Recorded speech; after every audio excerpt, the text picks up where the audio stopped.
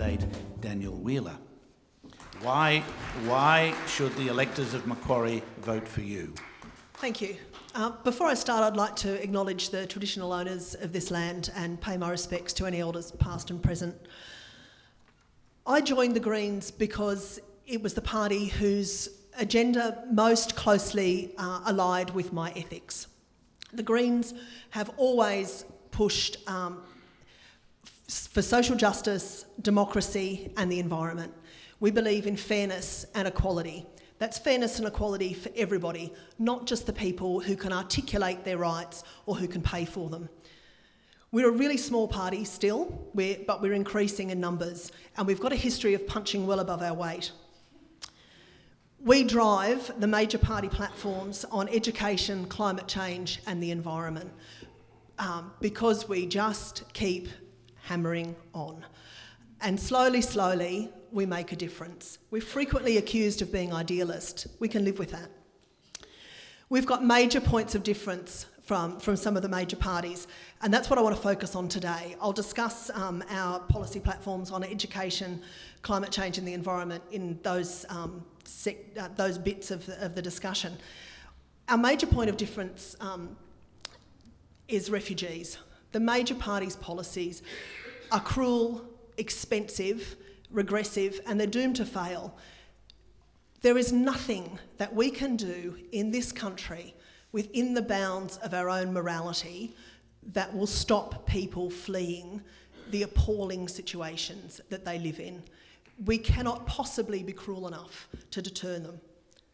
The Greens believe in onshore processing and community integration of refugees. So instead of locking them up in a third world country or a still developing country that needs enormous infrastructure support itself, we propose that we bring the most vulnerable people in the world who knock on our doors and ask for our help here. And we do what Australians have always done, and that's provide care and support.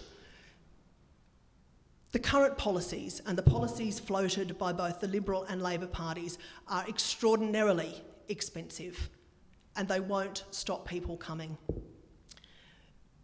We can use these people in our communities, and the communities that have had refugees integrate in them are thriving. We should be adopting that model. It works in the UK, it has worked in Australia in the past. We did it very successfully post-World War II, and we did it successfully with Vietnamese refugees in the 1970s. Unfortunately, we followed along the xenophobic rhetoric of the shock jocks, and now we've backed ourselves into this corner where we think the only place we've got to go is to better each other's cruelty. We urgently want more funding for the UNHCR to process refugees as close as possible to their country of origin. We need to show leadership on this issue. We need to have public policy, we need to have politicians, we need to have our nation's leaders stand up and rewrite the agenda for this country and say that we are a compassionate, caring and decent people who can treat those who need help to the best of our ability, not lock them up and demonise them. Another key difference with the Greens is our policy on marriage equality. Unlike the Liberal Party leader, we don't believe that marriage equality is a fashion. I think dressing in high visibility workwear at every possible opportunity on the telly might be a fashion, but your choice of sexual orientation is not. The Greens have a strong history in both New South Wales and federally of fighting for marriage equality. We believe that marriage is between two consenting adults, regardless of gender. Marriage is about trust, care, love and respect. It has nothing to do with what gender the two parties are. Again, this is an issue that requires strong political leadership that can influence the agenda and the discussions of the nation and end a lot of the discrimination that we see. We're very proud of our actions on health and our policies around health and dental care.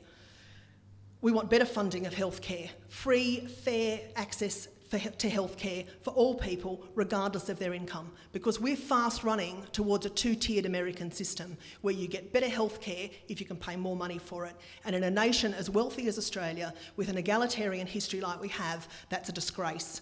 We need to end the siphoning off of money from the health budget to enrich private health insurance companies and put that money back into public health. The thing that the Greens are very, very proud of is our actions on Denticare.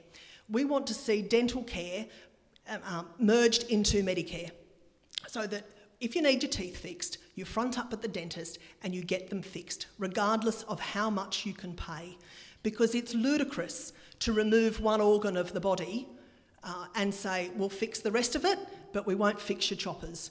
Because we know that oral health is inextricably linked to mental health, cardiac health, and a number of other health parameters. So I hope that this has given you some idea that we're not just a bunch of radical idealists. We have proper policies, we have them costed, and we want to push for them within the government. We will work hard to drive the agenda, and we will stand up for what matters. Thank you.